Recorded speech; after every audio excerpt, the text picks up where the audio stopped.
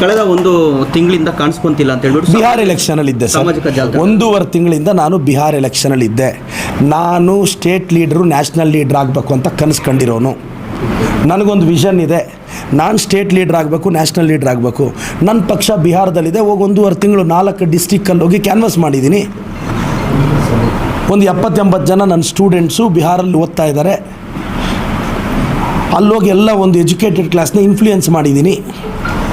ನಾನು ಆಂಧ್ರ ಪ್ರದೇಶ್ ಕೆಲವರು ತೆಲಂಗಾಣ ಮಿನಿಸ್ಟರ್ಸ್ ಜೊತೆ ನಾನು ಕ್ಯಾನ್ವಸ್ ಮಾಡಿದ್ದೀನಿ. ಬಿಹಾರ್ ಎಲೆಕ್ಷನ್ ಕ್ಯಾನ್ವಸಲ್ಲಿದ್ದೆ. ಇವ್ರ ಥರ ನಾನು ಲೋಕಲ್ ಇದರಲ್ಲೇ ಇರಬೇಕು ಅಂತ ನನಗೇನು ಆಸೆ ಇಲ್ಲ ಅಲ್ವಾ.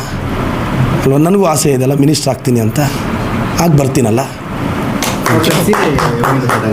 ಮುಂದಿನ ಇದಕ್ಕೆ ಕೊಡ್ತೀನಿ ಸರ್. ಮೊನ್ನೆ ಏನಾಯಿತು, 15,000 ಸೀರೆ ಬಂದಿದೆ ಸರ್. ಆ್ಯಕ್ಚುಲಿ ಇಲ್ಲಿ ಸ್ಟಾಕ್ ಮಾಡಿದ್ದೀವಿ.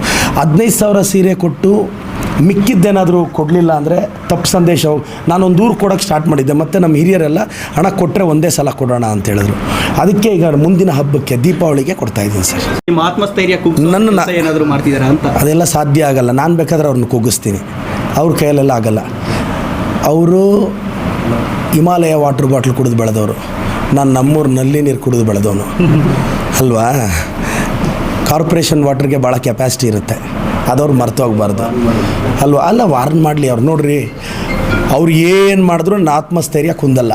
ನನ್ನ ಸ್ಟೈಲ್ ಆಫ್ ಪಾಲಿಟಿಕ್ಸ್ ಬೇರೆ. ಇವ್ರು 8ನೇ ವರ್ಷಕ್ಕೆ ಮಿನಿಸ್ಟರ್ ಆದ್ರೇನೋ, ನಾನು 2ನೇ ವರ್ಷಕ್ಕೆ ಮಿನಿಸ್ಟರ್ ಆಗ್ತೀನಿ. ನನಗೆ ನಂಬಿಕೆ ಇದೆ ರೀ, ನೋಡ್ತಾ ಇರಿ. ದೈವ ಬಲ ಇದೆ, ಖಂಡಿತವಾಗೂ ನನಗೆ ನಂಬಿಕೆ ಇದೆ.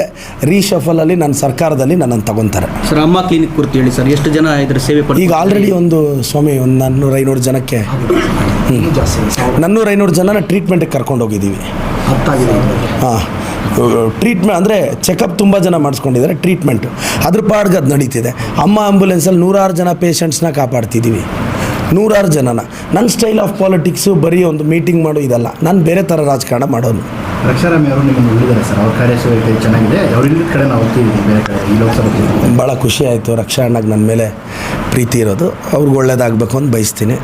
ನಮ್ಮ ಸಮುದಾಯದ ಹುಡುಗ ನಾವು, ನಮ್ಮ ಬಲಿಜ ಸಮುದಾಯದವರು, ನಾವು ಆದರ್ಶವಾಗಿ ನೋಡೋದು MS ರಾಮಯ್ಯ ಕುಟುಂಬನ. ಆ ಕುಟುಂಬದ ಕುಡಿ ನನ್ನ ಬಗ್ಗೆ 4 ಒಳ್ಳೆ ಮಾತು ಹೇಳಿದೆ. ಅದು ನನ್ನ ಸೌಭಾಗ್ಯ ಅಂತ ಭಾವಿಸ್ತೀನಿ ಸರ್.